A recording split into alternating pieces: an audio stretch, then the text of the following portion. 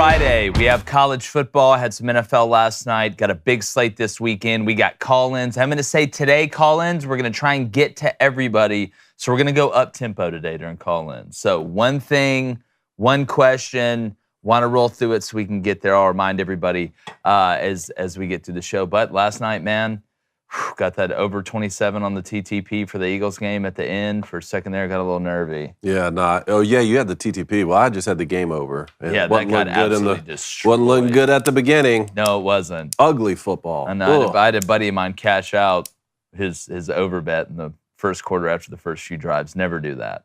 Never do that because you never know how the game's going to end up. Really don't. But got a great show for you today. The Eagles hang on to beat the Vikings at home. Deion Sanders says Colorado State head coach Jay Norvell made things personal with his comments about Prime to ESPN. And we're going to break down the keys to victory for the biggest college football matchups as we enter Week 3. I'm Jake Crane, and welcome to Crane & Company.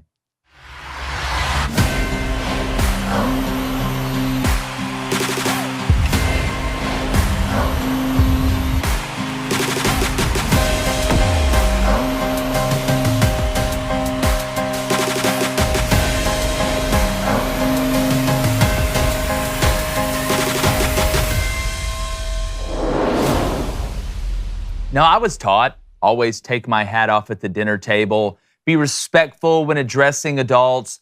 And I was also taught that in coaching, you never want to give your opponent unnecessary motivation, something you tell the players as well, especially when that team you're about to play might be overlooking you. That's why when I heard Colorado State head football coach Jay Norvell take this shot at Deion Sanders, I was literally dumbfounded. Let's play the clip. And I sat down with ESPN today, and I don't care if they hear it in Boulder. I told them I took my hat off and I took my glasses off, and I said, when I talk to grown-ups, I take my hat and my glasses off. That's what my mother taught me. So I wasn't dumbfounded that he was brought up that way, but I was dumbfounded because he actually thought it was a good idea to feed into Prime's team narrative that it's personal. If you think about it, there was really no reason to even say this, and more importantly, it actually hurts your football team. Now, Colorado right now is the hottest girl at the bar. Everyone's telling them how amazing they are and how they can win the Pac-12 against all odds. Game day's coming down there. Going to be talking about their upcoming matchups with Oregon and USC, which gives Colorado State a slight advantage of being slept on. Now, the Colorado players watch the film. They know Colorado State isn't very good. And while Prime and his coaching staff will be harping on focusing on this game, it's just human nature to look ahead to bigger opponents. But now, you've poked the bear. And those kids feel like you personally attacked their leader. And it plays right into the culture that Colorado has created. Nobody respects us as men. It's just bad business. Now look, Colorado State wasn't going to win anyway. Don't get it twisted. But now you've thrown away the little advantage that you had and actually given the opposing coaching staff a bigger advantage. See, bulletin board material doesn't help you in game, but it helps with preparation and narrow focus. And in the game of football, you play like you prepare, so it will have a big effect. And I'm all for being respectful toward people when you talk to them. And it's totally fine to believe that. But just because you can say something doesn't mean that you should. Actually, I had some people on the timeline yesterday saying, what's wrong with telling the truth? And nothing is wrong with it. But timing is everything. Read the room, man. You're about to play a football game. You're not giving a sermon or a deposition. So Coach Norvell, I'm all about respect. But you just reserved 2 tickets to Ass-Whoopin' Island, and you're going to get nothing in return. We're bringing my co-host, it's right next to 7-Footer Island. Is it next to it? It's right next to it. Proximity's closed. Former Michigan quarterback David Cohn. I love it. And it's Friday, so you know who's sitting to my right. Yeah. This is flaming vodka! Spank that ass, Les. Spank it. Spank that ass. Diet Coke, 1.5. Give you a little 1.5. today. 1.5. Little room to, little room to maneuver today. Little league. I like that. A little I like league. that. A lot. I will not say your name. Must be playing on turf. Sorry. I get it. If you don't know, if you're joining us, we cannot use his government name more than one time now because it's at 1.5. Put the hook on it. Mm-hmm. David, I want to start with you. I love it.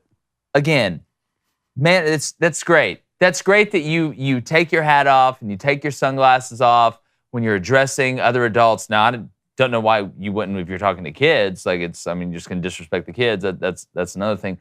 But again, this to me is like saying, oh, we got Texas Southern this week. And during your press conference, being like, yeah, they suck. I love it. I am here, present and accounted for. I'm here for it, okay? As a college football fan, not as a Colorado State fan. Not really excited. I'm glad I'm not a Colorado State fan for what's going to happen. I'll tell you who loves it more is Deion Sanders. Do we have the clip of Deion response to this? Yeah, play this, please. Yes, sir. I'm minding my own business, watching some film, trying to get ready. Trying to get out here and be the best coach I could be, and I look up and I read some bull junk that Deion said about us. Talk to us. Once again, talk to us. Why would you want to talk about us when we don't talk about nobody? All we do is go out here, work our butts off, and do our job on Saturday. But when they give us ammunition, they unmessed around and made it what? It was just going to be a good game. And made this shit personal. They unmessed around and made it personal. It was going to be a great test, a battle of Colorado, but they unmessed around and made it personal. I absolutely love it, man. Look, two boxers, fighters, MMA, UFC, before they go fight, what do? Everybody's talking. They're promoting the fight, right? So I don't mind. Deion Sanders says he talks his talk all the time, right? He's out here, he's talking. Why can't the opposing coach do that? Why can't the opposing coach promote the fight a little bit and want people to get excited? The problem is now you have to go out and walk the walk. Now you have to go out and overperform expectations because the narrative was Colorado State's already going to get beat to sleep. That was already. So I know what you're saying, like you could catch him in a trap game, whatever. But he's trying to go up and recruit against Deion Sanders. He's got to find some way to do that. No one who knows who Jay Norvell is trying to get his name out there. Now you have to go out and overperform, though, because if you go out and you get beat even worse than you were going to get beat, it's not just a one-game thing. Now Deion Sanders is going to use it against you on the recruiting trail for an entire year. Yeah, well, here's my thing. In boxing, if you're promoting the fight, you're the one that's going out there to fight. Like, you're talking trash to the other guy. It's one guy and you control it. Jay Norvell's not playing in this game. He's coaching. So, if you wanted to make waves, why wouldn't you just come out and say, you know what? We're going to win the football game on Saturday. We feel like we're going to prepare good enough to win. Don't take a personal, hey, it's only Friday. There's time for that. Yeah, you literally threw a fastball up and in to a guy that is a pure pull hitter, dip and rip, launch angle guy. There were so many more ways to go about this. I think Jay Norvell thought this would be cool, right? He talked about this with somebody. He told somebody. This was not a spur of the moment thing. But again, in a game where you are going in, as somebody that took Colorado minus 23.5, great. I hope he says it again today. You're excited about it. I hope he says all the worst things about Deion Sanders.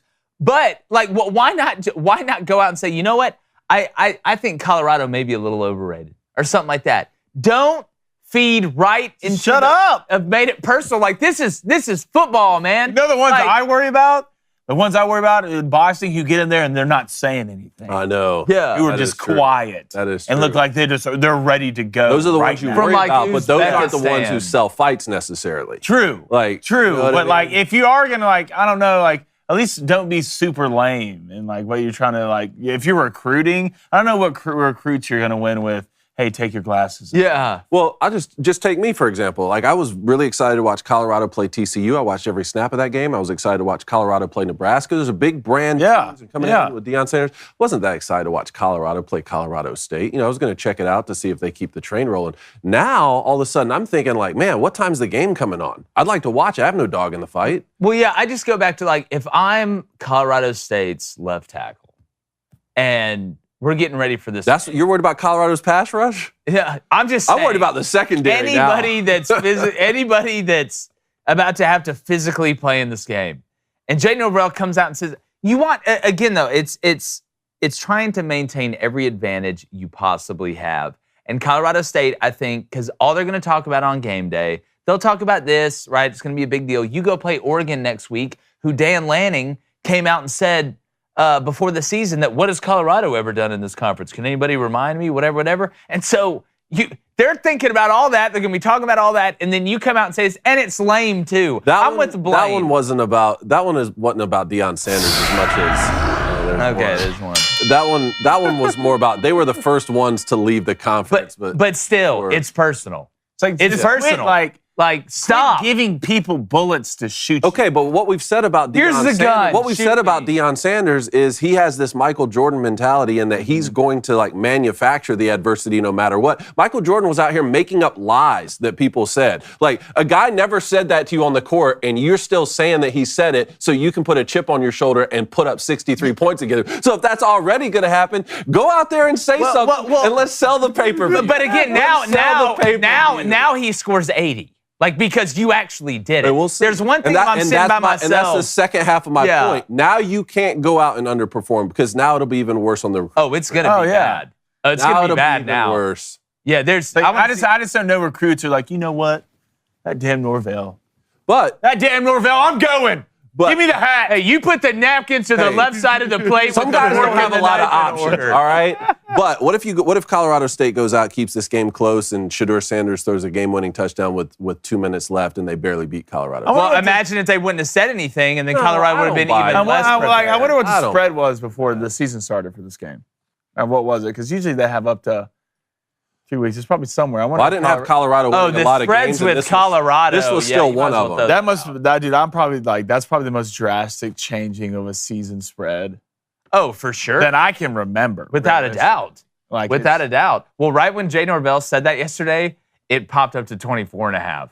All the Robert De Niro and all that. Moved to full point. Yeah, moved to full point. Those little kids locked in the basement are like, there's two twins. He compete at 2.5 points. Yeah. Oh my goodness. But yeah, look, I just think it's bad business. You accomplish nothing.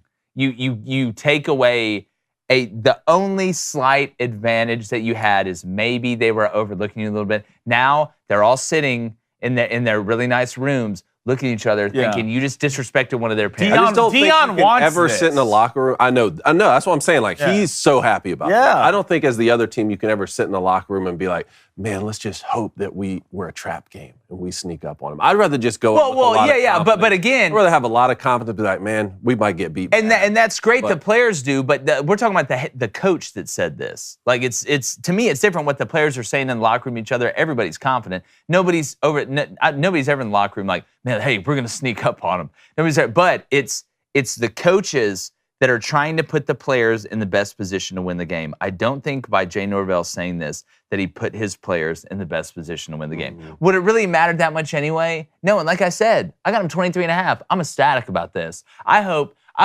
Colorado's out there headbutting lockers, and Deion Sanders acting like he's being persecuted. But say what you want about Prime, he really didn't talk trash about anybody else. He just says his team's going to win. He thinks they're going to win and shock the world. You personally, it's one thing to say, I think my team's going to win, I believe in my team. It's another thing to say their head coach is disrespectful to adults. Like, that just, it's personal. It really is. It is. Let's get to the Booster Club. Let's go to Ryan Gate of the $20 donation. Ryan, thank you, brother.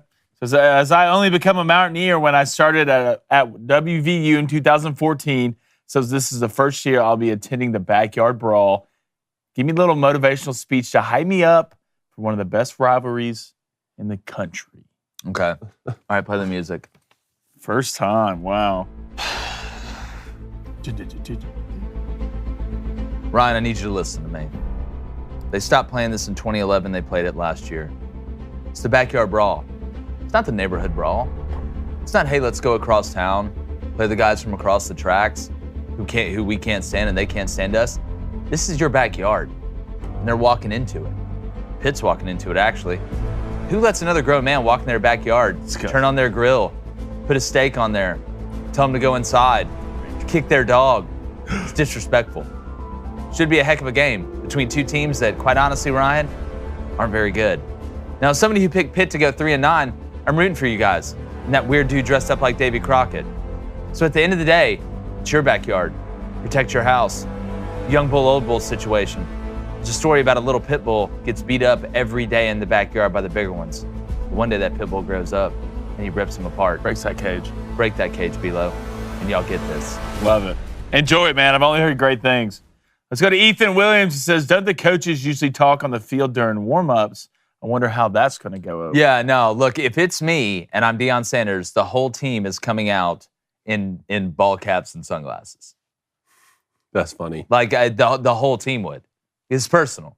Like, you think it was bad. Matt Rule was praying at the logo, and Colorado got pissed. That's what I'm saying. They're going to say it no matter what you do. Yeah, but like, hey, man, they walked into the stadium and decided to actually play a game against us. It's personal. They're going to do it no matter what. Yeah, but like, but you really did it, though. Matt Rule in Nebraska walked across the field to get to the spot they had to go to. But like, it's one thing if somebody says, after they beat them. I love it, though. I love it. It's one thing if somebody says, hey, Jerry, or you hear a rumor, like, hey, man, Terry said he's going to kick your ass when you get to school today. And you're all hyped up and you get there. Jerry and Terry? It's another thing if Terry walks up to you at school and says, I'm about to kick your ass in front of everybody in the hallway. It's just, again, and look, it's all about preparation, right?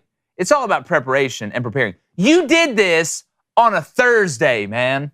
Like, even if Matt Rule did something wrong, it's right before the game. Like, again, how much effect is it really going to have? Now, you just affected Thursday. I bet Colorado had a great Thursday practice. I bet they're going to have a great Friday walkthrough, buzz through, whatever you call it. I bet they're going to be so locked into meetings on Saturday.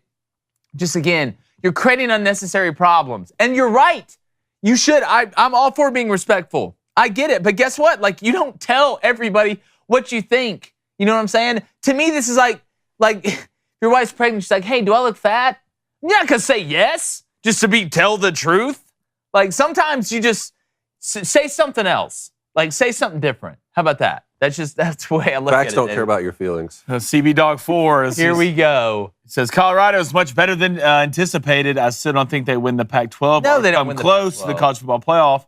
But one step at a time, they're a top half team in the Pac-12 for sure. They need to try and get to a bowl game. Try and get to a bowl game, which is looking very doable right about now. And you know what? We want to know what you think. Okay, we're going to open the lines at what time, PJ? 7:15? 8:15 Eastern. 8:15 a.m. Eastern. That's 7:15 a.m. Central.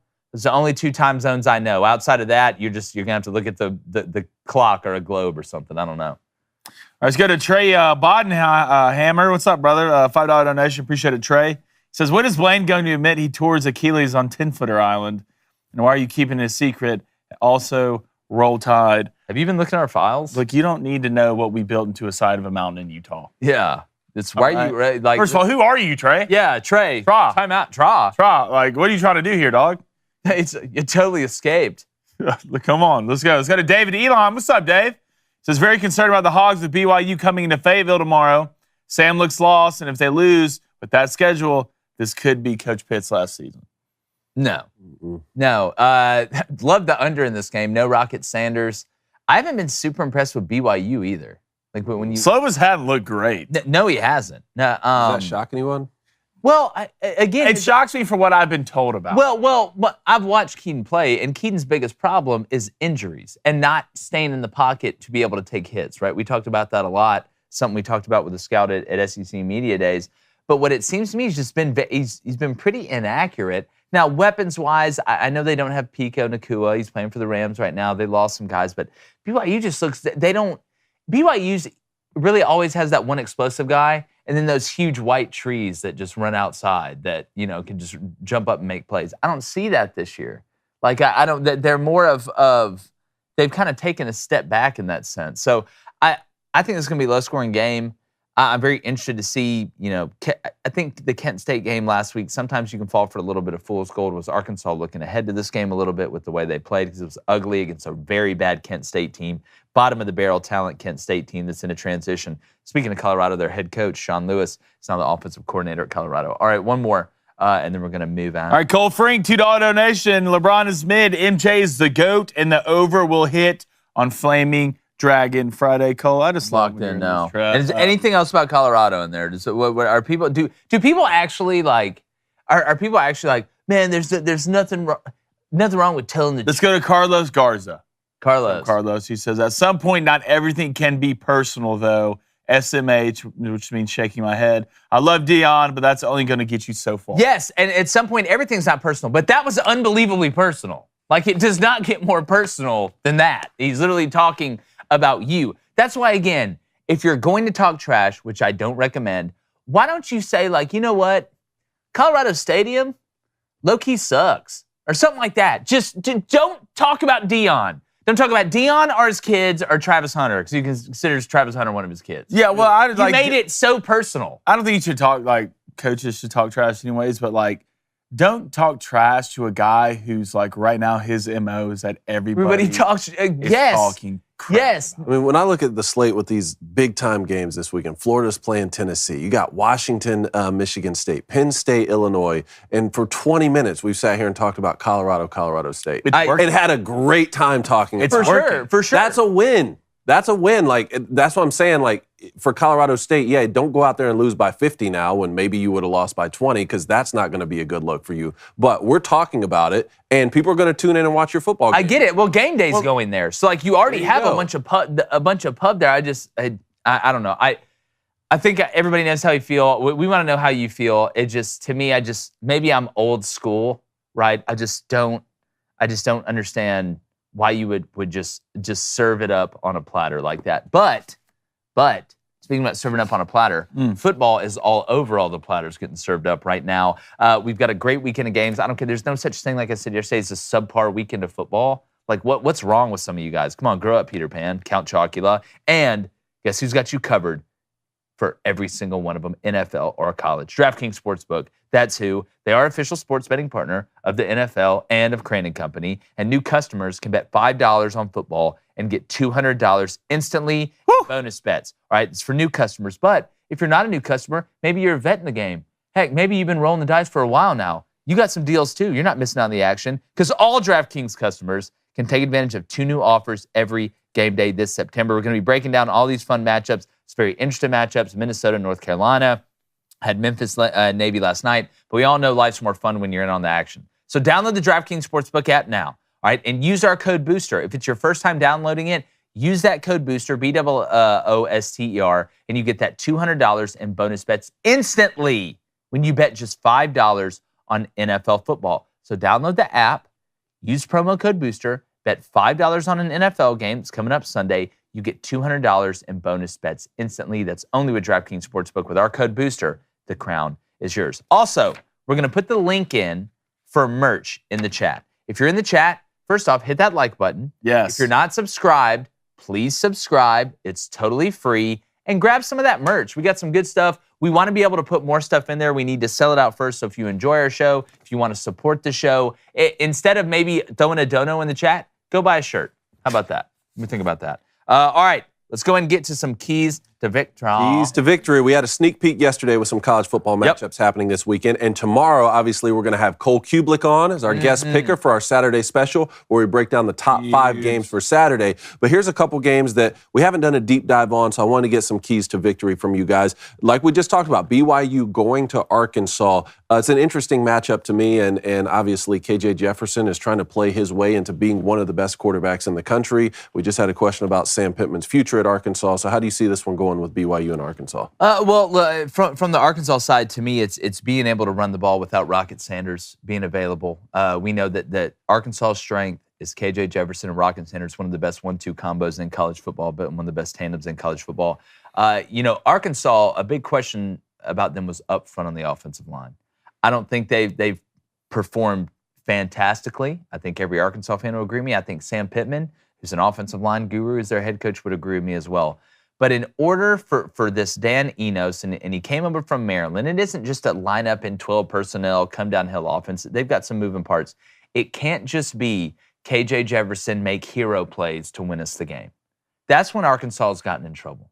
KJ Jefferson can be Batman. He can be Batman. But he also needs Robin, all right? And hell, give him Catwoman too. If Arkansas is going to be able to efficiently move the ball without Rocket, and I know he's coming back for the LSU game, but in this BYU game, they're an 8.5-point favorite. I think it's going to be low scoring.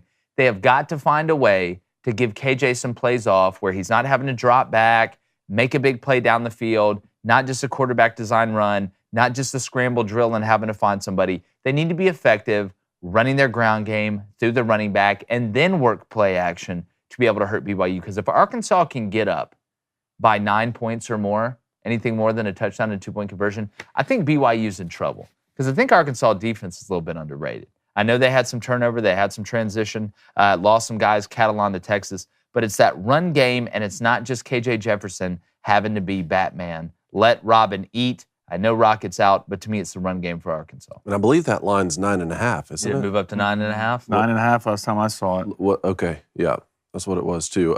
Your thoughts? Now, I would kind of agree here. I don't think either of these defenses have really been tested. Surprised about Arkansas hasn't been running the ball great this year. Not that offensive line like they were last year. But they haven't given up a sack this year, and I think a lot of that has to do with KJ Jefferson's mobility as a quarterback, and he's almost impossible to tackle. The dude's an absolute tree. But which team runs the ball better? I think Arkansas is a little bit more balanced. BYU can't run the ball for anything at all. So I think Arkansas secondary make some plays. Which defense shows up, which team can kind of get the ball going tempo-wise, running the football, I think we'll win this game. I think Arkansas is going to come out on top. All right, we got TCU going to Houston. TCU, the defense just inept against Colorado in that opener, but they did move the ball well. And then Houston, nice win over UTSA to open the season. I don't really want to relive what happened with Rice last week, but this game's at Houston. Your thoughts? Yeah, first Big 12 game ever for Houston. Dana needs this one after last week, what happened with Rice. You know, I look at the quarterbacks here, and you say, oh, that's obvious. It's the key to victory. Yeah, it is. And I thought Chandler did some really good things in the first week. You know, offensively, they put up some points. They moved the ball. But then I look at Donovan Smith, who transferred from Texas Tech over to Houston. You got to get off to better starts. Like if you're Donovan Smith in Houston. The starts have been the problem. Not only week one against UTSA, they didn't start off very well offensively, and I'm talking about from an offensive standpoint. But Donovan Smith's got to turn into that guy. You know, you keep looking, he has all the tools. He's big, he's got a big arm, he can run, he can move laterally. It does look like he knows what he's looking at. But the start they got off to last week looked totally inept. You got to get off the bus ready to play. And I know it's the first Big 12 game. Everybody's going to be juiced up. Everybody's going to be jacked up. But Donovan Smith has to be more efficient with the ball and really turn into that guy. Now, I think Dana Holgorsen and them need to put him in a better position. I know Houston lost a lot last year, but there's a lot riding on this game for Dana. So to me, Chandler Morris, guy that got hurt last year, Max Duggan comes in, ends up going to New York to be a Heisman finalist. You lose the first game at Colorado. I know you don't play defense. He scored, 42 points, something like that in game one. This Houston defense is better than this Colorado defense. And if he's going to put the ball in harm's way, there's a couple times he got away with it against Colorado. Chandler Morris plays clean. I think TCU wins this game. But if Houston mucks it up and Donovan Smith grows up a little bit, Houston can win this game. I expect it to be a little bit more high scoring than what the total number is right now. But this is going to come down to quarterback play and which quarterback is going to not play it safe, but also not turn the ball over. That's what I think it's going to come down to. Dragon? This one's tough. I think TCU's going to win this game, but I think it's going to be somewhat close. The Houston offense has been great. The TCU offense has been great. And technically, TCU's run defense is averaging under 2 yards a carry. But obviously, they haven't been pushed. Houston against Rice had 180-plus yards on the ground, almost averaging 5 yards a carry. So I'm Houston. I'm looking to do what early, get the ball on the ground, maybe play a little keep away. I believe in Chandler Morris. I think he's going to play fine. And TCU's defense is bad, but they also were bad last year, so this is nothing new. All right, South Carolina at Georgia. I mean, short of the bus not getting there, like we talked about yesterday. You know, I mean, we a lot of the offseason we talked about is, are we going to see the Spencer Rattler from the end of last season or from the beginning of last season? Don't matter. He played well against North Carolina. He got sacked 9 times. It didn't matter. Yeah, and South Carolina's swing guy, there's 6 offensive linemen out this game. So, look, I always preface this with saying I'm a big Shane Beamer guy. I think this is the perfect scenario for Carson Beck to have a big game and for him to kind of come onto the scene. It's been a little bit slow. Georgia's offensive line has played better, and they haven't played great competition. Mm-hmm. But I'm just struggling, right? If you're South Carolina, how can you supplement a run game through quick game passing? That's your only answer. Because the quick game does 2 things. One, you get the ball out quick. It's hard to sack somebody when you're spitting the ball out. I think that, and again, I went on Spurs Up Show a couple weeks ago when we were talking about this. I think they should take a page out of Colorado's Week 1 playbook. Mm-hmm. We don't trust the offensive line. We know we can't run the ball, so we're going to throw quick game out there, make you tackle in space, and try and get in 2nd and 6. South Carolina's not going to be able to run the ball in this game. You're not going to be able to run to 5-step drop and go through 3 reads, or you're not going to be able to have Spencer Rattler just run around and create and improvise. You have got to be unbelievably precise. You've got to get Georgia running laterally and then try to attack them. You got to pitch backwards here. 100% pitch backwards. Whether that's bubbles, whether that's hitches, slants, trying to find a way to get into 2nd and 6, because if you live in 3rd and 7, right, and you gave up 9 sacks to North Carolina, you live in 3rd and 7 against this Georgia team with that offensive line, and now your swing guys out, they're going to have more sacks than a potato factory in Idaho. It's going to be an absolute bludgeoning. That's why I love the under in this game. We're going to get to locks, leans, and dogs. I think South Carolina's defense is going to put up a fight, right? But offensively, I'm struggling to figure out a way that South Carolina's going to score a touchdown. Like, I'm again, somebody tell me. Like, because I'm outside of magic, right, or some tragedy, I don't see a way in which South Carolina's offense is going to be able to move the ball. Well, Georgia-South Carolina, when I was growing up, was always a fun September matchup. They always played early in the year. So it's always one that I get excited to tune in for. But Dragon, I mean, is it just a bloodbath or? Look, I've looked at this game every which way, and I'm trying to find in my head how South Carolina will win this game. And just put a Rubik's Cube together. Like, one, obviously, I mean, Shane's going to have to do some funky stuff at special teams. All right? 2, just how can we confuse Carson Beck? Yeah. How can we confuse Carson Beck so much as the thing we line everybody up to the line of scrimmage? You know, we're moving guys in the box, you know, mixing our pressures and our zones, maybe some zone fires. You got to be Bluffy the Vampire. Like, you have to confuse. Carson Beck has to lose. That's Puffy's cousin. Yeah, you have to. Carson Beck has to lose this game for Georgia. That's how Georgia's going to lose. That's so true. I agree. That's how Georgia's going to lose. All right, last one out west. San Diego State at Oregon State. Jake, you've been hot on Oregon State long before the season started. Yes. San Diego State, you know how scrappy they always are. They are. And Maiden hadn't been great. He had a ton of offers coming out. San Diego State struggles offensively to throw the ball. But Oregon State just bludgeons you on both sides. I love what Jonathan Smith is doing out there. I want to see. I don't think DJU is going to be testing this game because I do think I know San Diego State's salty on defense, but Oregon State's going to be able to run the ball. Will he be tested all year with that offensive line? Yeah, it's that. We talked about that offensive line before the season. What a luxury! Oh my God! You have ever thought in our days of talking about college football to be like, you know what? Like, good for DJU. He left Clemson. He left Clemson to go to He left Clemson to go to Oregon State to not be That's so touched. true. Can you imagine that statement? Like 5 years crazy. ago. Here's the thing. Oregon State is just like has been an automatic cover. Like an automatic cover. And there's a stat I brought yesterday, if you're a better. Teams, and Oregon State is a 24.5-point favorite.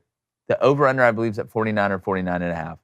Teams that are 23.5-point favorites or more, and the over-under is at 49 or less. The over is hit like 65%. That's a good little deep dive. So if you're a bettor, if you're a degenerate like us, that's something to look at if you're looking at making some bets. 24.5 is a lot. But I think San Diego State's going to struggle to move the ball. What worries me about this game, if I was betting it, and I was going to take Oregon State 24.5, when does the backdoor cover hit me? When is it 31-0? San Diego State's so bad. They're so bad on offense, but when is all of a sudden it's 31-0? There's 7.5 minutes to go in the fourth quarter. Brady Hope. Boot. Tight end across, touchdown. Oregon State runs out the clock after getting 2 first downs, and then they win by 24. It just smells like that. But Oregon State's been such an automatic cover. Yeah, this is one of those games because San Diego State just runs. They run the hell out of the ball. You need Oregon State to have a good first half. For the amount of, what are they, 20 what? 24.5. You need Oregon State to have a good first half. Because they don't, they're not fast, but they're not slow. They take their time, but they're not the slowest. What was it at halftime with San Diego State? Or San Jose State. Sorry, because we watched that game together. It was like, and you had that game. It wasn't like 24-7 or something like that. Was it that? We watched that game together. much. I think it was less than that. I think it was like 17-7. I had Oregon State covering. So. Yeah, I know. I had San Jose. So I remember that. You were pretty stoked. Yeah. Well, it's going to be a bludgeoning when we go through keys to victory, and the answer is, are they going to win by 24.5 or more? Yeah. It's going to be a bludgeoning when. Look, Oregon State's a quality football team. Like, everybody talking about their USC and Oregon, and they should, and Washington. You know who Oregon State looks like to me? Utah. Yeah. That's who they look like to me. They just don't have the Dark Knight at quarterback. Kind of remind me of old school. Well, neither does Utah. Yeah, that's true. That's a great point. Cam's not rising anymore. Yeah. Cam's just trying to rise back up on the roster so he can play. But speaking about rising, you can rise to the top of your tailgate grill game with our friends at Good Ranchers. Now, y'all know we always talk about what we're eating for dinner all the time on here. We do Last that. night, had New York strip from Good Ranchers. Did you? Actually, let me amend that. Had New York strip 2 nights ago. Had leftovers because we had some people over. Reed put it in some steak, cheese, and some garlic aioli and some lettuce in a wrap last night. Hey, it's aioli. It's the mayolis. You know what I ate last night? Yeah, who knows? Probably the tears of Gypsy. But with Good Ranchers, you can take one big thing off your plate in your busy schedule by putting great meat on your plate. So take something off your plate by putting something great on there. And if you are throwing a tailgate, you're grilling out this weekend, I'm telling you, Good Ranchers is the move. Also, Good Ranchers, 100% American source, man. This stuff isn't coming from Iran. It ain't from Bangladesh, dog. Yeah, this is coming from America. Ain't no lady boy. American made. Okay, so go to goodranchers.com and use our code BOOSTER for $25 off. And guess what? Free ground beef for 2 years. 2 years of free ground beef. It's like playing Oregon Trail, except this time when you hunt and there's too much meat on the wagon, you don't end on the Oregon Trail. You actually end up going faster. All right, that's 2 years of free ground beef. So remember, subscribe to any box to lock in your price on America's best meat for 2 whole years as well. That's goodranchers.com today. Use our code BOOSTER, BOOSTER, for over $500 in savings. I don't know what else you guys want. All right, subscribe to Good Ranchers. American meat delivered. Gas prices are high. The economy sucks. But Good Ranchers out here offering 2 years of free ground beef and $500 worth of ground savings. Feedy? Did you pay the gas bill this month? I sold a couple things before we left. Yeah, got some essentials. Yeah, baseball cards. All right, we got calls opening here, and the line opens in like 9 minutes. So if you call in 9 minutes, all right, we start taking them, and you hear the busy signal. Just call in right after we take the first call. We don't have this in 18. Tell them the number. Yeah, 1-855-236-3228. Yep. Love it. Noah June with the $5 donation. Noah, thank you. Those games you guys are most excited for: September 23rd, Florida State Clemson. Yep. Notre Dame, Ohio State. That one. Oh, I'm sorry. I'm starting to sweat. Ole Miss, Bama. LSU, Arkansas. God, I'm going to take the jacket off. Colorado, Oregon. UCLA, Utah. Iowa, Penn State.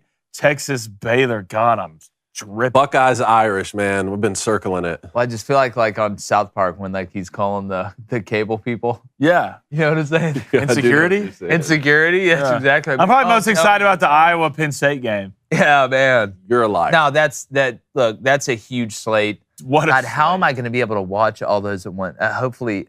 I might start, I was thinking realistically, I might start going into a Best Buy and turning all. And just kind of hang out. If I hear Yamo be there one more time, Yamo blow this place up.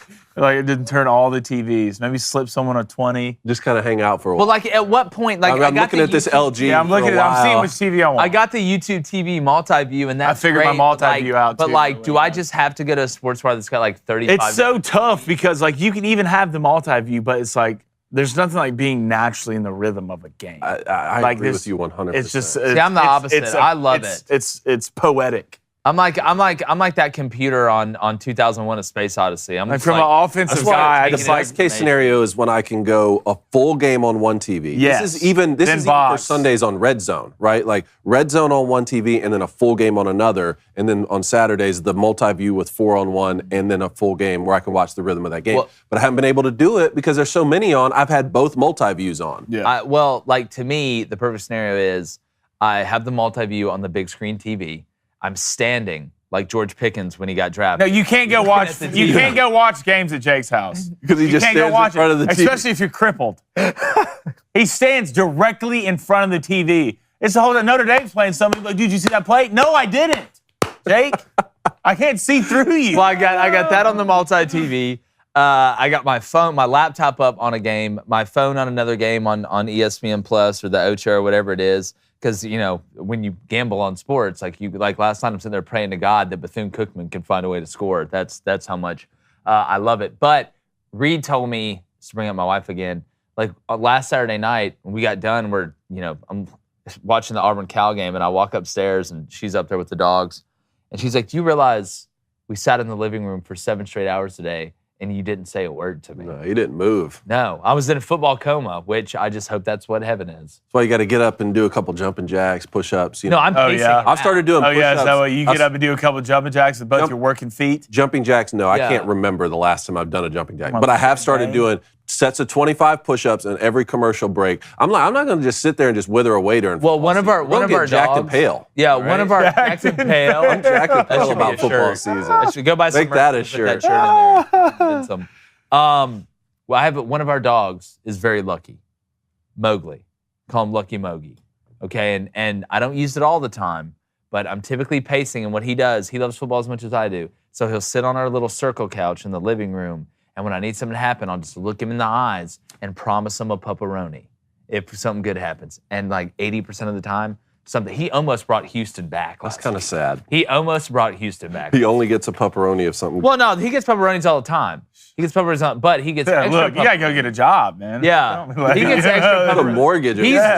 He is earning his place in the house. All right, good. I mean, look, like last night, Memphis. You know, good Lord, Navy. I won't talk about Memphis. God, I wonder who talked about a backdoor Navy cover. I don't want to talk about Memphis. Yeah. Man. Well, I mean, it was 14.5. Maybe it was just out of respect for the Naval Academy. That's the only thing I can. Well, I mean, you're letting. You know what? I'm not even going to say it. Bad game plan. Please don't. Memphis, just tackle somebody. Good Lord. Navy, just keep doing good on ships. Missing tackles in Memphis. Yeah, keep doing good things on ships. You can't get any running back. Let's go to Tyler Jarvis with a $10 donation. Tyler, appreciate it. Good morning, boys. Good morning to you, Ty. Feels great waking up 3-0. Go Canes. Also with Miami and the national media, why is either we're back or we suck? There's never an in-between. Yeah, it's just that's part of it. They just got a huge recruit. Yeah. Mario. Number 4 overall recruit in the country. Mario's got him balling right now, and still. I thought something was cool in the Miami game. There's a fan who lost his brother, his brother's a huge Miami fan, so he dresses up as a Miami player and stands in the stands like every game. People come up and take pictures with him to honor his brother's memory. Yeah, look, when it comes to a place like Miami, I think that's because of the expectation, right? And let's be honest, I mean, Miami's been like very high end or very low end. Like there hasn't been a lot of middle of the spectrum. But you want that though. You don't want the standard people to be, we're 8-4, great. What a great year we went 8-4. No, that's not what Miami is. So I think Miami's one of those brands too that when they get hot, they're such an electric brand that people are like, they use back, right? I mean, it really invented swag, let's be honest, when it comes to college football, getting off the plane in camo pants. I just think that Miami's brand kind of lends to that and their standard lends to that. But speaking about the standard, guys, we can't hit the over of 58 last night against Bethune-Cookman. Bethune-Cookman's quarterback. Hey, we're not getting starters injured, all right? We're trying to get some younger guys some playing time. Well, you know what? How about this? How about you don't screw me over when I take the bet at 58, over 58 in the morning. Look, last night before the game, it's all bought up all the way to 62. I'm like, I got this one in the absolute bag. You scored 48. You scored 70 on them last year, and y'all went 5-7. Grow up. New mindset. All right, let's go to Bradley D. Says, will Colorado now have a legit program, or will players only want to come there because Prime is the coach? Well, are you saying? So you're asking if Prime leaves, will Colorado still be what they look like they're going to be right now? No. It could still benefit for be better years after. You're going to leave the place better than what you found it, right? Unless something crazy. Well, it depends on who the next hire is too. I mean, you use whatever success Deion Sanders has there to go get another good ball coach. Yeah, I think right now Colorado, I would enjoy the moment. I wouldn't even think about it. I would just enjoy the moment. Enjoy your moment in the sun. And look, like I said, I think Deion stays there. I think the only way he leaves is if he goes to the NFL. I really believe that. All right, let's go to MP Don, 1974. He says, why do us Eagles fans always know we should run the ball with a running back before our coaches know? That's a great segue into the game last night, Dave. Thursday Night Football, Eagles hold on to beat the Vikings. And the first quarter was as ugly a professional football game I've seen ever, really. Well, you expect week one to be somewhat ugly when guys don't play during the preseason. I mean, you had a bunch of unders in week one. There were a bunch of turnovers. But goodness gracious, that was bad football early. I mean, the Vikings, you lost, 4 fumbles again this week? One of them in the touchback. The touchback with Justin Jefferson. Oh, that touchback. The touchback with Justin Jefferson. Oh, that comes back to hurt you when you lose. Oh, it just absolutely guts you. And look, I know that the book's kind of out on what the Eagles want to do with Jalen Hurts, and they ended up figuring it out later. You saw them, get back to running the ball. I just don't understand the game plan going in, and don't Dak Prescott Jalen Hurts. That's what it looked like to me. When was Dak Prescott the best? When they used him in his best form. He's not just some pure pocket passer. It's a guy that could run, guy that you could run sprint out with, could move the pocket, manipulate the DBs while the play's going on. Jalen Hurts needs to be used to his best efficiency. And how is that? Zone read, stuff like that. Getting the running backs involved. I mean, Swift ended up going for $175 last night. But once they got it going. Now, the Vikings defense, I know you brought in Brian Flores, who, it's amazing. I thought the NFL was racist, Brian Flores. So, I guess you work for a racist organization. Story for another Colin day. Kaepernick's a slave, but he wants to come back and play. Yeah, that makes a whole hell of a lot of sense. And Flores had a great game plan against Had a them great early. game plan. Every time Hurts was checking, the Vikings were checking on D. And they were, but like the Eagles were dribbling with their left hand the whole first quarter. Like, what? If you're good at going right, go right in basketball. If they're giving you the ability to go right, go right. Jalen Hurts, even on the scrambles when nobody was open, just looked off early. The Eagles are a downhill play-action team that takes shots over the top with A.J. Brown and lets Devontae Smith and them cook. I know they wanted to get Goddard the ball a lot.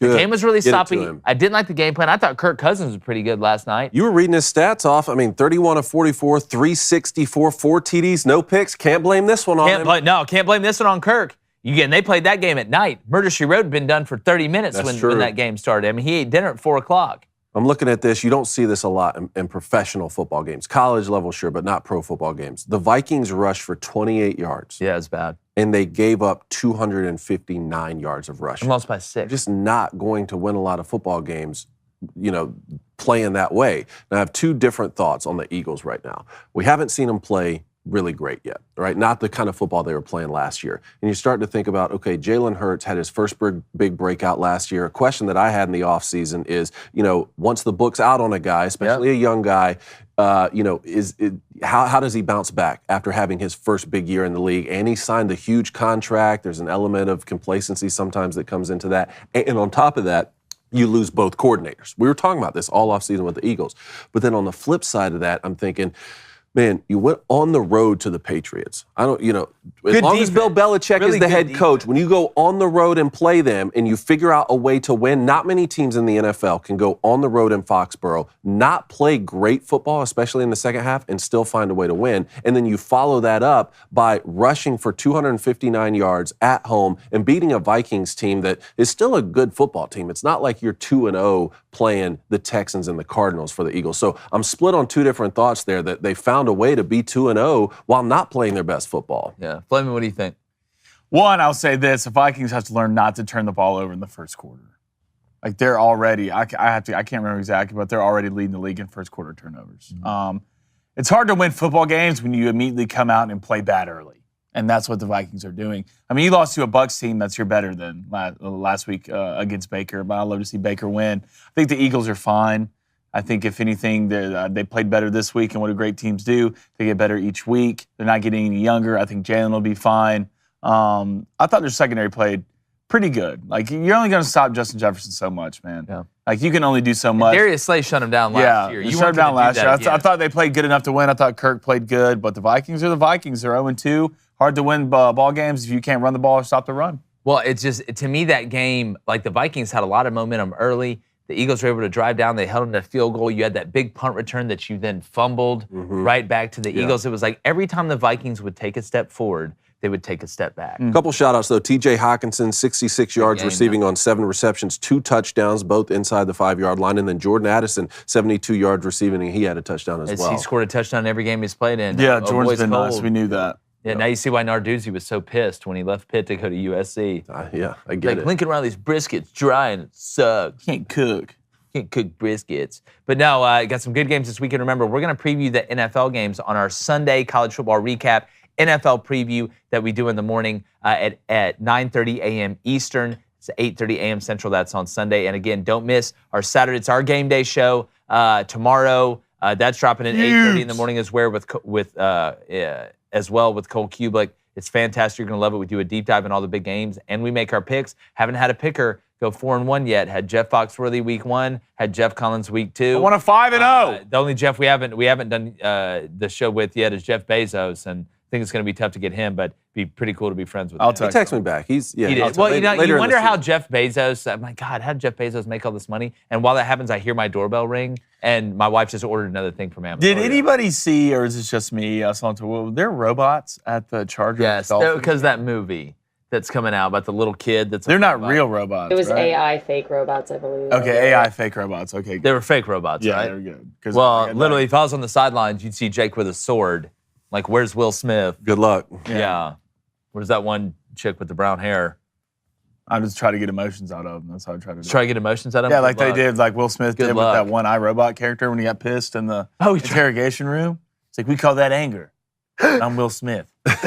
Oh, my goodness. Well, you won't be, speaking about getting angry, if you've ever searched your name on the internet and seen your information about your personal life, and it's available for everybody to see. It's out there. It's out there, right? Like aliens. I don't care what NASA says. And that's all thanks to data brokers, the worst brokers. Corporations collect huge amounts of personally identifiable info, package it all together to create a profile or listings with your personal info. Things like social security numbers, birthdays, info about your relatives, past and recent addresses, and more. You need to take control, all right? And you can take control and protect what matters most with our friends at Delete Me. Now, you can get 20% off your Delete Me plan when you go join deleteme.com/Crane, C-R-A-I-N. That's deleteme.com/Crane, and then use our promo code Crane. That's C-R-A-I-N. My last name is not spelled like the bird or the construction company. It's C-R-A-I-N. The only way to get 20% off is to go join deleteme.com/Crane. Use that code Crane at checkout. That's deleteme.com/Crane. Use promo code Crane at checkout. And that's one of that, man. You talk about people like, new sponsor. We're excited to have them on. And look, it's a real thing. You know, now in the internet age, people are always trying to get info. You wonder, hey, how did somebody get my credit card information? Or how did this, how did this happen? It's because of stuff you find online. If you just, I'm telling you, search your name on the internet and you're going to be very surprised at how much info is actually out there. So I'm telling you, go check out Delete Me. Use that promo code Crane. Love it. Love it. All right, we got calls. Yeah, we got calls. The line's open right now. We're going to get to them soon. We're going to go through these locks, leans, and dogs. Guys, right now, 9-3 in our locks on the year. Oh, okay. Very, very excited overall on that. Dogs is going to be, is what it is. But then leans, we're in the green as well, so we got to keep this going. I love it. Let's go. All right, I'm going to start with my locks. Georgia, South Carolina, under 54.5. That's at -110. I just don't think Georgia's going to score 55 points, and I don't think South Carolina's going to score more than 3 points.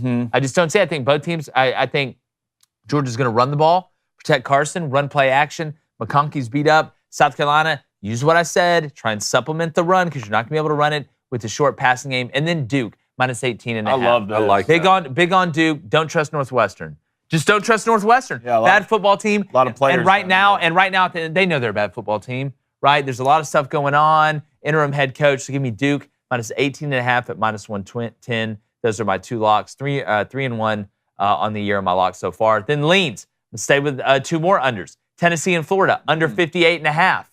Right? I think this is going to be a lot slower game than what people think. I think Florida's going to try and play keep away. Need to start going more north and south with the run game. Stop going east and west as much and really pound that thing to try and keep that offense off the field. Then I don't trust Joe Milton to make the routine throws routine in this game. Now, I hope he proves me wrong. I really do, because I want it to work out for Joe, and I don't think Joe's a bad quarterback, but I don't think he's a great quarterback. Then Ohio and Iowa State under 42.5. I almost made this one of my locks. Both of these teams, 5 games played, unders hit every single time. You look at Iowa State, they had the quarterbacks out because of the gambling issue. They really struggle on offense, was not hurt by the gambling deal on defense. They've been pretty daggum good on defense. Then Ohio, been better on defense than what people think. I know they go up tempo. This started out at 45.5 and absolutely shot down when it came after a couple days, after the Sharps got a hold of it. So give me Ohio and Iowa State under 42.5. And then my dogs. Purdue, they're +2.5. I still consider this a dog at home against Syracuse. I think Syracuse has got a lot to prove. They beat Colgate and Western Michigan. One's a toothpaste. and the other one they played in the first game. Then UMass, plus 200 on the road. Eastern Michigan didn't have their quarterback last week. I think they're going to find a way. Don Brown can witch it up. I think Eastern Michigan's a bad football team, and they're a lot better as an underdog. Give me UMass money line plus 200. I like those. Nice work. All right. you. My locks, Florida State minus 26.5. Yes, they're on the road. All right, but they're on the road at Boston College. This is a BC team that lost to Northern Illinois 27-24, and they beat Holy Cross 31-28. If Florida State's the football team that we think they are, go up there and handle your business and win by 4 touchdowns. So that's minus 110 there. I also like Notre Dame. This is another big spread, minus 34.5. All right, but Notre Dame is playing Central Michigan, and this is a Central Michigan team that lost 31-7 to Michigan State in week 1, and then beat New Hampshire 45-42. So you're giving up 42 points to New Hampshire. New Hampshire? Against a Notre Dame team who we've said, hey, has been a covering team for us so far. Yes. Yeah. Good on both sides of the football. So I like Notre Dame to cover the minus 34.5. Let's go to where I'm leaning here. TCU and Houston over 64.5. We talked about this one earlier. I know both offenses can score, so that's good if you're going to take an over. So what's going on the defensive side of the football? I watched TCU against Colorado. I wasn't impressed. I watched Houston against Rice. I wasn't impressed. I feel good about the over at 64.5. Bowling Green, plus 40.5, going up to the big house, playing my alma mater. This is Coach Scott Loeffler, head coach at Bowling Green. He played quarterback at Michigan. He was my quarterback coach when I was there at Michigan. Plus 40.5 is a lot of points against a Michigan team that wants to do what first? They want to run the ball, and what? Even if they get up late in the game, they don't want to get starters injured. They want a lot of people to play, and a lot of these guys on the Michigan coaching staff played for and coached with Scott Loeffler. You're not going to get in a situation at the end of the game that's a Colorado State team here. Hey, if we can squeeze 10 extra points out of this, let's really put the gas pedal down. You're not going to see that. So 40.5 points is already a lot. Could Michigan go win the game 48-0? Of course they could, and that may be what happens. But I'm looking at Bowling Green plus 40.5. You know Scott Loeffler's going to dial up something that maybe gets them on the board, touchdown or 2, field goal, something like that. And then my dogs, I like the Purdue. Look, if there's a plus sign by it, that means it's a dog pick. Yeah. Purdue at home playing Syracuse. I was torn on who was going to win the football game because I do think Syracuse is playing good, but we just don't have that great of a sample size yet playing Colgate. And who else was it? Western Michigan. Western Michigan. Who may be worse than Colgate. Yeah, that's what you were saying. So Purdue plus 115 at home, welcoming in the orange. I think that's a good dog bet. And then Georgia Southern plus 600 going on the road to Wisconsin. It'll hit. Didn't think they could go beat Nebraska last year, did they? Yeah. That's what they did. Play on the road. Look, this one's a little bit riskier, but plus 600 Georgia Southern. And I think the line was staying at plus 19 on the spread. So look, take at your own risk. I love it. I love those, Dave. All right, here we go. I'm rolling with the Dukies, minus 18.5, minus 110. Give me Leonard and the boys. I don't believe in Northwestern. I like the FSU bet. I bought it down to minus 20.5. I want to get that 3 possessions. You got it minus 190? Minus 190. Come on, man. Wow. That's a lock. I want Bama money line. It's under 200, isn't it? Yeah, it is. I thought we made rules for this. All right, for my lean-ins, where I am on Friday at 12:30, lean-in somewhere. Give me Western Michigan plus 31.5. That's minus 170. There's no way on this God Green's earth that Iowa scores 31 points. There's no way. Kirk Ferentz don't want to fire his son. There's no way. I think they scored 28 one time last year, and before that, they didn't score 30 until the dinosaurs left. All right, give me Colorado minus 19.5. I bought this. I'm buying points this week, so guys. You got a minus 190 and 2 minus 170s up there. Yeah. I need to change my strategy. Yeah, you can.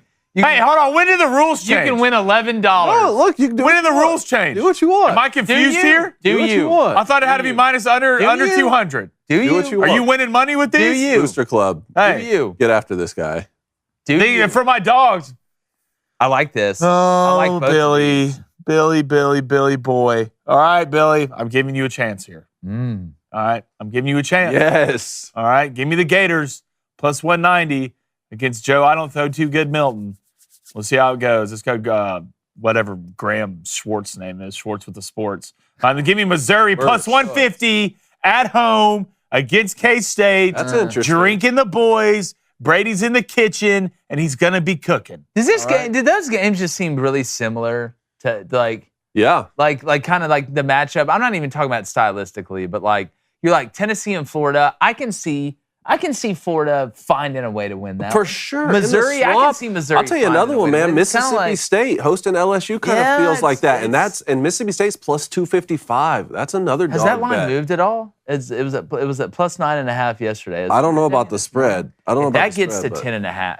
If that gets to 10.5, people are going to start just jumping. I think it'll go to 8.5. You think it'll go down? Yeah. I don't think that's crazy at all. I agree. All right, so there we go. See how the locks do, the leans, and see if we can hit a couple dogs as well. And not real dogs. We don't believe in animal abuse on the show. But betting dogs. Okay, DAWGS. But you ready to get the calls, David? I do. I want to start with Brian out in Nebraska. Brian, how's the vibe out there right now? Somebody kill me, please. Yeah, that was like our Sunday vibe. Yeah, I mean, I don't know. I've kind of rode the roller coaster this week. I think everybody's somewhat positive as much as we can be. But yeah, I mean, I don't think it's too bad. I think we're waiting to see who ends up being quarterback on Saturday. But hey, volleyball's looking good this year. Yeah, that volleyball team. What's that? Volleyball team looks good. Yeah, they killed it. I think I saw they had almost 500,000 viewers for that match against Stanford, which is crazy. That's crazy. Yeah. But anyway, I wonder how many of them I'd give score. my opinion on Deion Sanders and his whole situation. Him reacting to the Jay Norvell thing, I don't have a problem with, because to me, Jay Norvell made the insult public. The issue I have with the whole Nebraska thing isn't necessarily that you're kind of manufacturing stuff to motivate your players, but then when you bring it out to the press and saying, oh, they went on the logo when they knew that they were just praying and even invited them, that's the thing that I have a problem with. Yeah. Brian, first off, behind closed doors, whatever, you know. For sure. Did Deion Sanders say anything about that, or was it just Shedeur Sanders? It was Shedeur, but I mean, to me, it's all in one package. It's packaged together just because that's kind of the culture. It's been created, and look, it's working. I whatever works for you. But I agree, they're two totally different things. That's why I think you got to look at every circumstance different, Brian. That one was manufactured to me. Isn't. That's the biggest problem I have. If Colorado's going to have to go out and manufacture it every week, people are going to catch on to that. Eventually that wears off. But when you give them actual legitimate bullets to put in the gun, then you're feeding exactly into what the opponent wants to do. Oh, 100%. Yeah, I agree 100%. Yeah, but thanks for the call, buddy. Good luck this week, Northern Illinois. Thanks a lot, man. Hey, Jeff. Hey, I know Jeff Sims is hurt. Let's see if we catch a snap this week, Nebraska. Hey, let's get that snap. Get that snap. We run that ball. If he play, maybe he gets some confidence or something. With For sure. I don't know, Nebraska fans are always just happy. No, I've told you my Nebraska. It's always just happy, man. Nebraska. I've told you my Nebraska fans. I love it, dude. Call in next week, Brian. Thanks, Brian. Thanks, man. All right, Smoking Gator. We got Dave down in Tampa. What's up, Gator? Fellas. We got a big game tomorrow. Yes. Between Florida and Tennessee. Oh, yes. And to all the Tennessee fans who are watching or listening to this, I've got something to say to you. Ooh, so, say it. Last year, y'all beat us. All right? Fair play. You won fair and square. But things are going to be different this time because Tennessee, let's talk about who you guys have beaten so far. You beat a horrible Virginia team, that same team that went on to lose to James Madison. Now, granted, James Madison is a solid Sun Belt team, all right? And then, it's one guy. But then, exactly. You guys lost to one guy, right? And then you go on and, oh my God, you beat Austin Peay by 17 one points. guy. Y'all struggled with a freaking FCS team and then had a team meeting about it. Do you realize how embarrassing that is that you struggled that much with an FCS team? I'm embarrassed for him. And by the way, as a Florida fan, I've seen my team have its fair share of struggles against FCS teams, so I feel qualified to speak on this. By the way, what did you guys talk about in your players' meeting? I hope you talked about how you only went 3 of 12 on third down. Because, guys, if you're struggling that much on third down against a team like that, what do you think Florida's going to do to you? How do you think you're going to fare against Florida? David, give me a score. David, give me a score right now off the top of your head. Give me a score for Saturday. 27-20, baby. Let's go. Under. That's an under. I want you to remember. That's an under. All right. There's 3 guys on this set, and one of them picked Florida. And it's your boy. Yeah. The Dragon. He did. All right. But David, we'll see. We'll see, man. Listen. Trash talking is fun, and it's why we love college football. And if I'm wrong and Tennessee beats us, then I will call into the show Monday, and I will gladly eat crow. But, fellas, I'm confident. Give me that 27-20 victory. There we go. Look, that's why they call you the chosen one, You want to say anything about their hats and sunglasses before you leave? You can tell them to take off if you want. Gator needs some walk around. The only thing I have left to say is that Rocky flop ain't going to help you, Tennessee. That Rocky flop. All right, Dave. Thanks for calling in, man. They're a bunch of floppers. It's in stone. Tennessee fans out there. He called y'all floppers. Somebody better clap back ASAP. Yeah, we got some Tennessee fans. What is the chat saying about that right now? Are they buzzing about that? Are they pissed? They love it. They love it. They're about it? Yeah, they're about it. All right, Tennessee fans call in. All right, we're gonna go to Ethan out in Seattle, but I want to hear from a Tennessee fan ASAP. Ethan, what's going on? They're in the chat. Let's hear from you too. Hey boys, can you hear me? Yeah. What's up, dog? Hey, so I'm in Seattle, but lifelong Nebraska fan. So first of all, I wanted to call in just to say to all the Tennessee or the Alabama or even the Vikings and Titans fans out there, everybody. If you're complaining about your quarterback play, it can get worse. Amen. My God. Your quarterback may not be able to throw a changeup very well, but please, he is not averaging a turnover every quarter. Ethan, you know what that reminds me of? When Louis C.K. does that bit about people who are like, man, my cell phone sucks. Yeah. You know, it's like you got it realize 2 minutes ago. It's like, do you realize like how amazing this cell phone is? Like you can communicate with somebody like on the go. That's what that reminded me of, Ethan. That's hilarious. How about like who are you gonna are you gonna put in Brock Purdy's little brother or Chuba? Yeah, Chuba. I hope so. I don't know what the game plan is.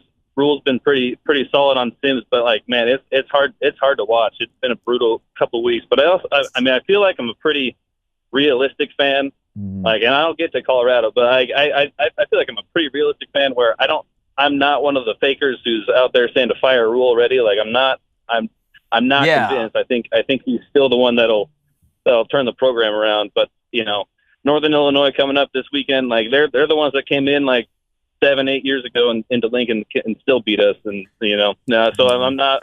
They beat Boston College earlier in the year, and Boston College. Yeah, Matt, you don't need to lose this one. When it comes between Boston College and a vacuum, I don't know what sucks more, but they both do. So I don't know what that. Home opener, we're feeling good, but also Colorado fans, hats off to you. You guys beat us, but also the hype. I'm getting tired. I'm getting tired of the hype. On one hand, I'm like, Coach Prime, yes, talk your ish. You're winning, you're backing up your wins, and you had a solid win against us, and I'll take that. At the same time, not everything's personal, man. Not everyone's coming after you. You're trying to hype up your team. I understand that, but the amount, I think I checked this weekend, College Football and Fox had 72 something posts over the weekend. And 40-something were on Colorado. Oh, no, they're right. Look, they're riding the lightning. There's a reason game day's going out to Boulder for Colorado State. Colorado State can win an inter-squad game right now. But no, it's look, they're gonna ride it. Look at how much a ticket costs to go to a Colorado game now. It's the most expensive ticket in the country. Look at how many views they're getting. You know how it goes. But Ethan, great call, buddy. Call, man. Hey, call back in after Nebraska beats Northern Illinois. I want to hear happy Ethan. Appreciate it, man. Will do. You're happy. Bye-bye. All right, we got Jared in Louisville, Kentucky. What's going on, Jared? Went to Jared, and so did we. What's up, boys? What's up? Hey, y'all still doing call signs? Yeah. What do you got? What's yours? All right, my call sign is grubbin. Ooh, grubbin. I love it. Love it. Just got hungry. So I'm a long-time listener, but first-time caller. So appreciate it, man. Thank you. You're in the trust tree. Yeah, it's great to be in the trust tree, man. It is. Squirrels all around. Yeah, it's beautiful up here, man. Acorns. Yeah, you got those friendship squirrels. Yeah. But yeah, so I just want to say I love this show, and I've been watching y'all for so long, and thanks, man. I feel like I know you guys. For sure. That's what we want. For an hour and a half every day. Yeah, that's what we want. It's funny. My wife always says, she's like, sometimes I, I listen to you in the morning. I talk to you more listen to you more during the day when you're on the show than when I get home from work and I'm tired. So no, that's what we want the show to be, man. No, I appreciate that. Anyway, so I think I am the resident Crane and Company Oklahoma State fan in the chat. Love it. I think I'm the only one, so I got to represent the For Cowboys. Sure. How you feeling about this? So you're a man. You're 40. You're 40. You're definitely 40. That's right. Yeah, we got South Alabama this week. Jay's up. Jay's up. Playing against USA. I'm wondering, so how long can Mike Gundy and Oklahoma State keep up this 3 quarterback system going on? Because I don't know if y'all watch the games, but I've watched them, and our 3 quarterbacks they're using right now are Garrett Rangel, Alan Bowman, and Gunnar Gundy, which is Mike Gunnar Gundy. You love to see it. Look, I know it's been ugly, right? I know it's been ugly. Arizona State isn't a great football team, but, you are winning. And what I find most fascinating about Oklahoma State is how Gundy went from that spread him out, Oklahoma State, Des Bryant, moved to, hey, let's be physical. Let's grind it out. Let's win games 17-14. And it helped him really elevate that year with Baylor, right? They're kind of like did what Utah did in the Pac-12. Away from winning. Be the physical team, not the flashiest, not the sexiest, but winning. So look, I think eventually you've got to start, cutting it down. But right now, I still think they're just figuring it out, right? They're just, putting their it's like noodling for catfish. They still got their hand in the side of the mud wall, waiting to see if something bites it. Yeah, and it's frustrating because I don't think any 3 of the quarterbacks have stood out between one another. That's what makes it hard, right? Spot. Yeah, I mean, Bowman's 35 years old. Well, it's so weird that Spencer Sanders left to be a backup. Yeah, I mean, again, I think it may have told you more about his kind of injury situation at Oklahoma State. But look, it's going to be interesting, man. I want to see if Oklahoma State covers that 7.5. I personally hope my alma mater goes down there and wins, but y'all will win it'll be like 23 to 17 or something like that. Yeah, they've been ugly wins, but hopefully they'll wins a win, baby. Wins a win. Wins a win. Wins a win. But Jared, man, thanks for calling in, dude. Call in next week, please. Yeah, I appreciate it. Go Pokes, baby. Hey, appreciate you. All right, appreciate it, Jared. All right, we got Josh on the line in North Carolina. Is this a clap back? Oh yeah, Josh, your thoughts? Wait. I was having a good Friday, and then Flamin' Dragon had to ruin it. Then David had to ruin it. David asked the caller. I was in Florida.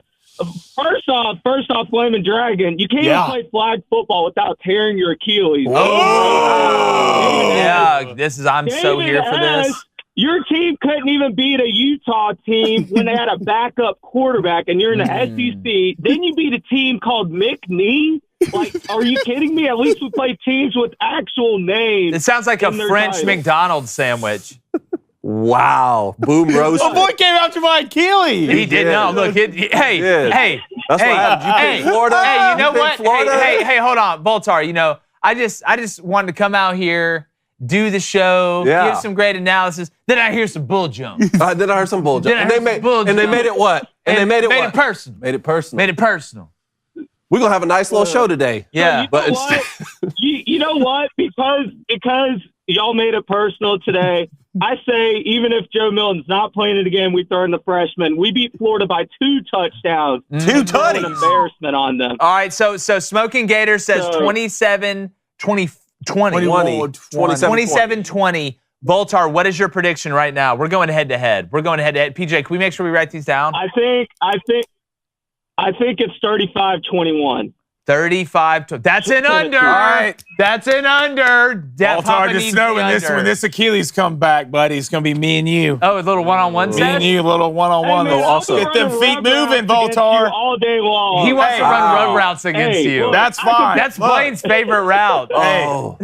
That is my favorite route. about to remind you. I was about to give you a mid-show reminder. Not like Great job. Not like Great this. job, you beautiful like specimen. this. Hope y'all took the cone player prop. Oh, not like this. Yes. It's like, the blonde chick on the Matrix. Yes. Not like this. Okay. You don't have to rub it in. Yes. All right. I feel like I hope you're happy, Josh. We should get one back because they never played our graphic at the end of last. No, you shouldn't, David. I think you're right. Right? We get one of those no sweat. I think no you're right. sweat bets. No sweat bets. Yeah, no sweat bets. You can use promo code Booster. All right. Thanks for the call, buddy. We're going to see, buddy. We're going to see. All right, let's keep this train moving right along because we got Cody in Illinois. Cody, what's up? My day's all right. Who is ready for a QB10 update? I was ready. I was ready, Cody, until I just. Cody, I'm so ready after this dub on Friday. I just pulled a Jeff Sims. Yeah. Get the snap, man. Oh, God. Cody, update everyone. Where are we? That's a big all right. So we have number 11 Michigan at 8-1 going against Ball State, 3-6 in the Big House. We got Brady Hoke and company coming in. Yep. All right. So stats first. 20 of 34 for 210 yards, 3 touchdowns, 0 interceptions. Got you out early. 1 rushing touchdown. Oh! With the wheels? Did I pull the zone read? The wheels? Was it a broken play? All right. There are no broken plays. And Ball State had no chance against Michigan in this 52-7. Good. Hey, Spank that ass, Les. Hey, yeah, that's you. Let them know. What happened around? Any upsets? That what's matter? around college football? We're just waiting on Michigan State, Penn State, and as long as Michigan State wins that, then Michigan Ohio State will be the Big Ten championship game. Yeah, this was pre-Big Ten championship game, boys. Back in 2000. This is 2006, right? Yes. 2006. Yeah, if you don't know, Cody started on the cover. It's a dynasty, right? With Michigan, and Cone is the quarterback who obviously played at Michigan as a freshman, and right now he's having a hell of a freshman campaign. People are screaming Heisman. Look, they're talking about it. They're talking because I'm focused and having fun. That's exactly right. Let's get the billboard. Cody, please let us know next week how that Michigan State game goes, please. Will do. And then I have one other thing. So in-season recruiting, we have some noise. We had some visits last week. How did it go? We just signed 2 4-star receivers, one out of the state of Georgia and one out of the state of Michigan. It's Michigan. Wow. It's coming to play. We're not worried about 4 stars. All right, so we want 5 stars. Hey, how about you enjoy? This was back when there was only there were no 5 stars. There were no 5-star receivers in the in-season recruting. So we have the number 3 and number 4 receivers in the nation. Look at that. They're coming to play with the kids. They want to play. They want to play with Cone. Come on, all right, Cody. Great stuff, buddy. Thank you, Cody. Thank you, Cody. Appreciate it, buddy. Talk to you next week. All right, huh? Let's win the Heisman, kids. Come on. That would look good in here. That would look really good in here. Michael in Texas. Michael, what's the word, man? Morning, guys. Morning. I'm trying to win the Heisman. So, hashtag Cone for Heisman. I agree. Let's make that happen. Michael's on board. So, by the way, go Blue. I'm a big Michigan fan. Go Blue, Michael, in Texas, in enemy territory out there. Heck yeah, yes, sir. So, the whole Colorado thing, I would prefer to be, I don't know if you saw what Harbaugh said about a week or 2 ago about Deion Sanders saying the Coach of the Year award should be chilling in his crib, kind of quoting him in a way. So I'd rather be the one that kind of keeps the hype up a little bit, or at least show some respect. Because, I mean, really, if you think about it, if, let's say Michigan Colorado played after Harbaugh said that, I mean, we win, great, but if we somehow lost, then it's like, well, okay, it's not at least embarrassing. We show respect. They reciprocate that. So I would rather be the one that shows respect than disrespect, because, of course, you talk trash and you get beat, then. For sure. Well, that's my whole point. I'll say it's one thing to lose, but to be embarrassed, like you guys mentioned earlier, that's just, Well, who looks dumb? You look so dumb when you talk trash and then lose. Like, you see that in, like, UFC and boxing. Like the one boxer who was like, oh, white guy will never beat me I'll never get beat by a white guy. And then he gets knocked out by a white guy in like the second round. You look like an idiot. So what's going to happen when Colorado loses their first game then? Because Colorado or Deion Sanders' whole MO is I talk my talk. For sure. Well, what's been the biggest question that we've asked? What happens the first time Colorado faces adversity? I don't know yet because I haven't seen it. I know. So, I mean, again, a lot of times, but I do think it's different to say, I think we have a really good team. I think we're going to win. I think we're going to win bigger than what people think. It's a different thing to say that coach over there is a disrespectful POS. That I agree and with. like that's just, to me, that's on a different level. That I agree with. Yeah. But so, and that being said, because I forgot about what the Oregon coach Dan Lanning said about Sanders before Colorado before the season started. So with that being said, I mean, I know most likely Oregon beats them, but now thinking about it, doesn't that definitely would increase the chances of Colorado potentially pulling off that upset, or at least losing by 3 or something like that? Well, like what I said is that during the game when the bullets are flying, I think you guys will agree with me, is that it doesn't help you in between the game. Like in between plays, you're getting the call. Like you're not thinking about, man, Dan Lanning said that we didn't do nothing in the Pac-12 before. What it helps you, football is a game of preparation. Preparation forms expectation. And when you're able to narrow your focus and prepare, typically you play like you prepared, especially when you only play one game a week. This isn't basketball where you have a turnaround in 2 days and you play another game and you don't have all this time. You have a lot of time to prepare, and that's what gets you ready to play. So it narrows the focus on preparation. That's why bulletin board material matters. That's why coaches use it during the offseason when there is no games. Why? Because it helps you focus. It helps you prepare, whether that's in the weight room, whether that's doing things right off the field. That's the biggest problem, Michael. Right. Well, I would wonder at some point, like when are the other coaches around the country, like after a couple games, when are they going to say, okay, when are they going to learn?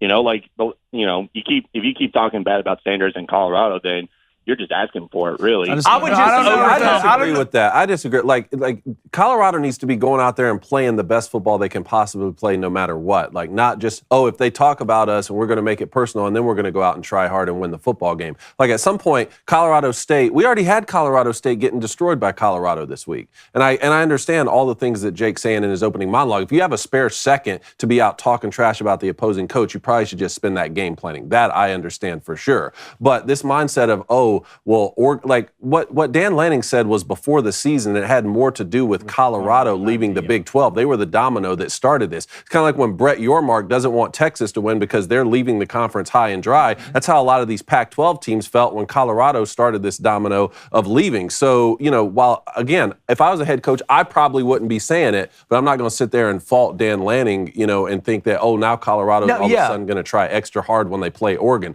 Y'all should have already been trying extra hard. No, I agree with that. I agree with that 100%. I wonder, too, once Prime has all the players in there where he's not at a disadvantage up front, if you see some of this stuff kind of go away. Because I wonder if this is what's kind of holding their head above water a little bit, and he has to use it with this roster with deficiencies. That's the biggest question that I have. Because it could either just be Prime being Prime, and this is how it's going to be. It's amazing, when Jackson State was beating everybody's ass, there wasn't a whole lot of Prime coming out saying, hey, this is personal, hey, this is personal, because he had better players than everybody. I wonder if this is some sort of a bridge to when it gets to that point, if he kind of backs off of it. That's my question, Michael. But thanks for the call, buddy. Great call, Mike. Anytime, guys. Y'all have a good one. You too, brother. Appreciate it, man. All right, guys, you want another one? Let's go. All right. Rapid fire, 30 seconds. Leprechaun Logic. We got 30 seconds. He's in South Carolina. What's up? Ooh, this is a clapback, I think. What's going on? This is a clapback on the Ohio State Notre Dame call? Yes, sir. Yeah. What is up? So there's a donator in the chat on yesterday's show, and he did something that I think is highly illogical. Okay, he put the cart before the horse. Y'all Ohio State fans need to worry about the Hilltoppers first. We need y'all coming into South End undefeated, unblemished, okay? Because then Audric Estime, yes, or as we like to call him, Thick Drick, is going to drag Ohio State into that Drake Flair. Drag them. We might be down maybe 10-3 at halftime, I'm thinking. But then I think the Irish slowly chip away and exhaust the Ohio State Buckeyes.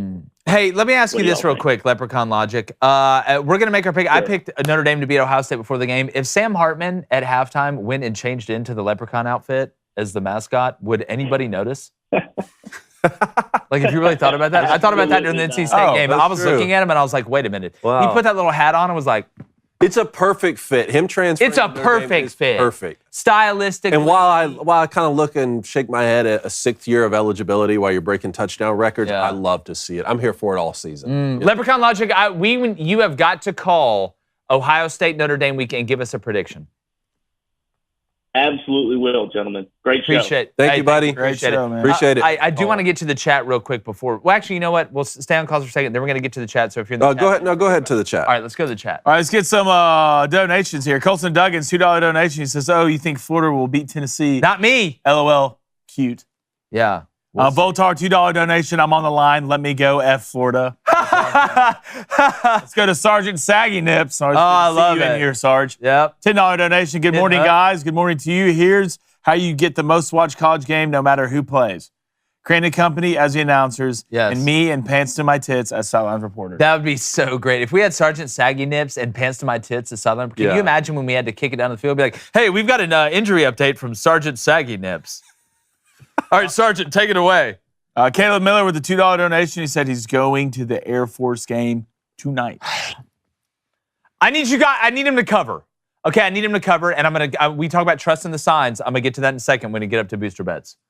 Let's go to Leroy Hozah. He says UT will choke the Gators to death in their own house in front of their family. That's hilarious. Let's go to Michael H. Florida beat Joe Milton when he played at FSU and is now with the now fired interim coach. Just remember that.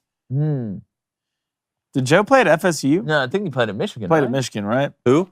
Joe Milton. Yeah, Michigan, Tennessee. Yeah. Tim Salinas, when your school has never won a natty, you should refrain from trash talk. That's just my opinion. I agree with that. I agree with that too. I wonder what that's like. Charlie Weiss's last belt loop. Charlie Weiss's last belt loop. Good to see you in here. He says 31-14 Irish over Ohio State. Okay. Got Charlie Weiss just sitting on that cooler like his coach. Him and Mark Mangino couldn't get on the same elevator together. Thing would have gone down. All right, Texas said he wants to know with how much of the portal was used to build Colorado for this year. Does next year focus more on recruiting since it's truly Prime's program now? I'm interested to see that. It's like I said, there's 2 experiments going on at Colorado. One right now is the amount of players that were brought through the transfer portal. Not that players don't get brought through the transfer portal, but the amount of players. And then Travis Hunter playing 130 snaps. Texas said, I've got to see year 2 with Prime and then see where they finish in recruiting, which is another interesting thing to keep your eye on before I have a good answer on that. But it's a great question. You're asking the right questions as usual. I want to get to Aaron Demers. He's been asking this a couple of days, so you can give me a little insight. That'd be great. It's a great show today.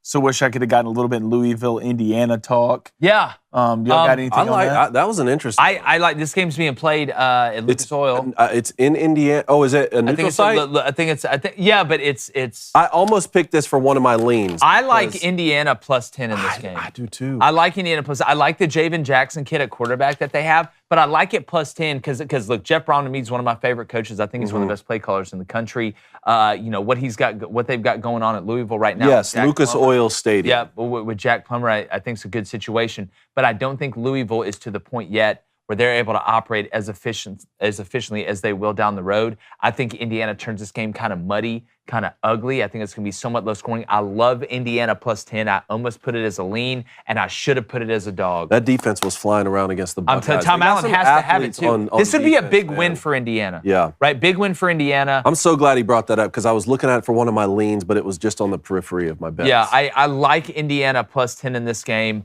But no, that's a good call there. There you go, Aaron. I'm going to head over to the board of friendship, life, love, loss, and that one thing you're afraid to tell your parents about. Our Booster Club bets are brought to you by DraftKings. Life's more fun when you're in on the action. So download the DraftKings Sportsbook app right now. Use our code BOOSTER, BOOSTER, because new customers can score $200 in bonus bets instantly when they bet just $5 on NFL football. That's only on DraftKings Sportsbook with code BOOSTER, BOOSTER. The crown is yours. We also have a Crane & Company group on DraftKings. If you've downloaded the app, if you're a new customer that just downloaded it too and use code BOOSTER, we really appreciate it. But join the Crane & Company group. You can see other people's bets they really like. It notifies you when somebody bets, and that's where I throw my bets in there. So if you're wanting to trail me, all right, 22-17 on the year in the green in units, was 22-15. And last night, Memphis and Bethune-Cookman and Miami looked me in the eyes and did terrible things to me, and it hurt my feelings. So tonight,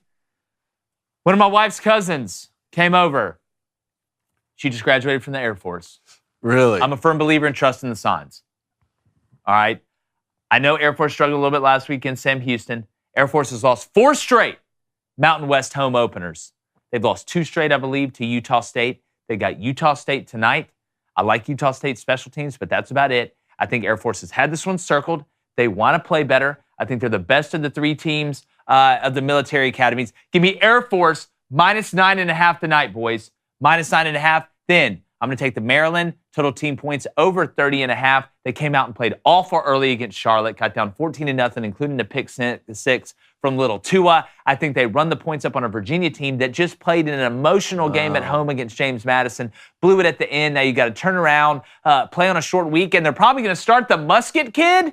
Why would you start a musket when you got a rifle? Calandria threw for like 370 last week. Something nuts. Give me Maryland, total team points over 30.5. It was supposed to rain. Now apparently it's not, according to the Weather Channel. So Jim Cantori, don't you do this to me. What do you got, David? I'm on the same line of thinking here. I want Maryland -14.5. It wasn't pretty against Charlotte, but they still won by 18, and Virginia's not too good. So -14.5, and then UTSA -8.5. It's time. It's time to come out and start playing the kind of football that we know UTSA is capable of. Frank Harris at quarterback. Let's start to shine a little bit. UTSA -8.5. You know, a little note on UTSA, lost 52% of their offensive production in both their co-OCs. Yep.